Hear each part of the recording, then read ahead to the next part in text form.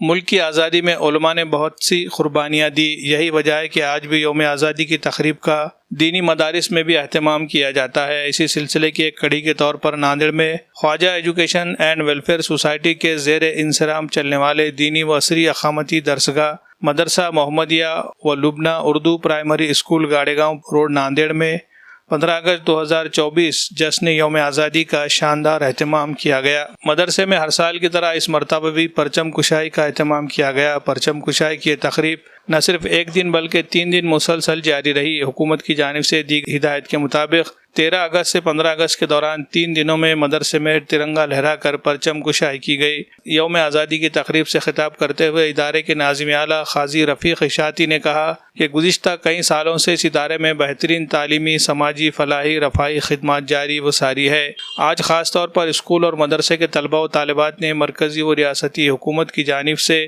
دی گئی ہدایت کے مطابق مدرسے کے طلباء کی ایک ترنگا ریلی کا اہتمام کیا گیا۔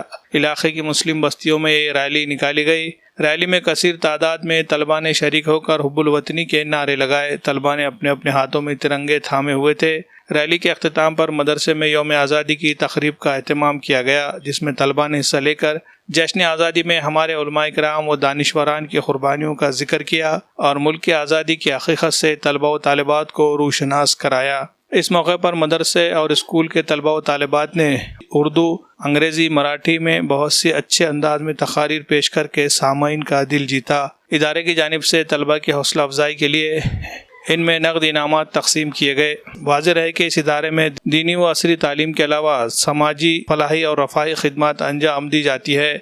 غریب لوگوں کی سہولت کے لیے ہر سال مفت طبی کیمپ، مفت میڈیسن کی تقسیم، مفت آدھار کیمپ، مفت ٹیلرنگ سینٹر، مفت کمپیوٹر کورس، رمضان المبارک کے موقع پر غریبوں میں راشن کٹ کی تقسیم، اسی طرح لاک ڈاؤن میں بھی فلاحی کام کیے جانے پر Mohammed Khwaja education and welfare society Nanded کو ضلع کلکٹر کی جانب سے کورونا یودھا کے ایوارڈ سے نوازا گیا اور اس سلسلے میں سرٹیفکیٹ دے کر حوصلہ افزائی کی گئی۔